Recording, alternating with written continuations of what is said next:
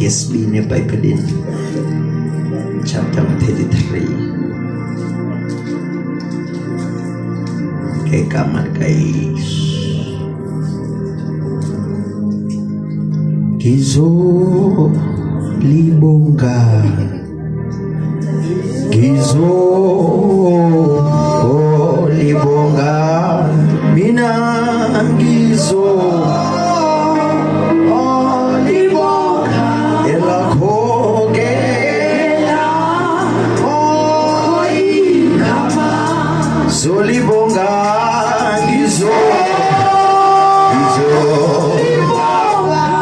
zolibonga,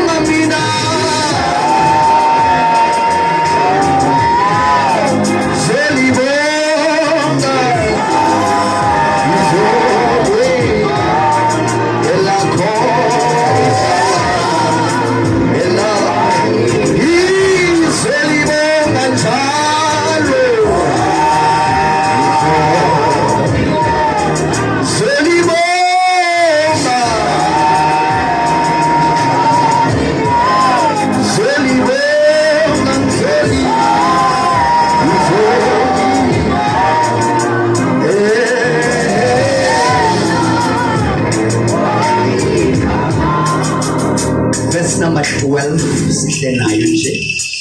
Wathi uMoses kuYehova, uyabona, uthi kumnyuka nyusa ababantu, ke wena undazisanga lowo uyakundithuma naye. Ayinasi isihloko mama qala le ndawo. uMoses uthandazela amaSirayeli. Ayikho apha kwisingesi isihloko nje, just the heading. Moses sees the Lord's glory. Nansi lento. Moses sees the Lord's glory. Kafuneke mama wena wesiXhosa. Wathi uMoses kuYehova, Wathi uMoses kuYehova, uyabona, yabona, uthi kumnyusa ababantu, uthi mandihambe naba bantu ya. ke wena undazisanga lowo uyakundithuma Thixo naye. awundixelelanga ukuthi ndizawuhamba nabani ya. Kanti uthe ndikwazile ngegama. Number 2, uthe undazile ngegama.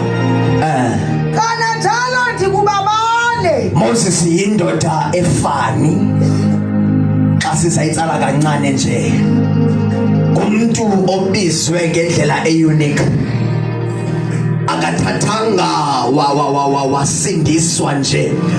I like to say he was the typology of Jesus Christ. Jesus. Ngumfanekiso wenkosi enguYesu Kristu. Amen. Ngoba mhla ezalwa uMoses kwaphuma kuFaro into ethethwayo kethi ethi onke amadodana mawabulawa. Ngoba xa kuzoqala intshukumo entsha kaNkulunkulu yekuqale ukujonge ongendawo ajonge ma onke abantu abazoba ne-impact ekumsuseni kwisikhundla sakhe. Wathi Moses uFaro wathi makubulawa amadodana. Ngelo xesha xa kubulawa amadodana, they knew that umuntu osokhulula uIsrael akazoba intombazana, akazoba umuntu ongumama, akazoba liqhego, kodwa izaba ngumntana. And wenza sure ukuthi angamluye mdala, amule ngoku esazalwa. Wayeliwe esazalwa ngoba the devil xa ebona wena mhlobo wam, ubona wena ngemini ozalwa ngayo, abona uqobo lihleli impilo yakho ngokuzalwa, abesebona lo mntu ozanihlukumeza phaa phambili. NoYesu Nkosi yamakhosi, iBhayibhile ithi wayezalwa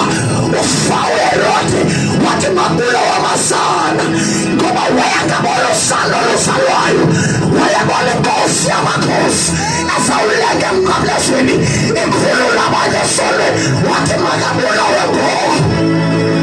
Nikabona nina abantu umsekelo wamantombazane. Let me say this and valley Bible into ngoba uthixo ukwephulu lokusebenzisa amantombazane.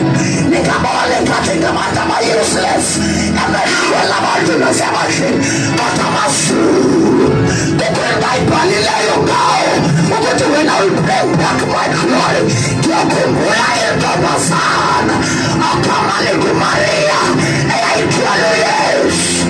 Uthi xa ndizobuya ndizosebenza awuliyisa amantombazane. Now kule ndawo uMoses waleqwa enosuku. iBhayibhile ithi baphumisa ubengeza kwaliwe makwenziwe so makangaphakamisi nenhloko lomntana ngoba mhla waphakamisa inhloko siyawuthandakala sibonke indawo noba elikhuphile isibhengezo amazulu nawakhuphe isibhengezo athi kubazalisa igazi yenzaliso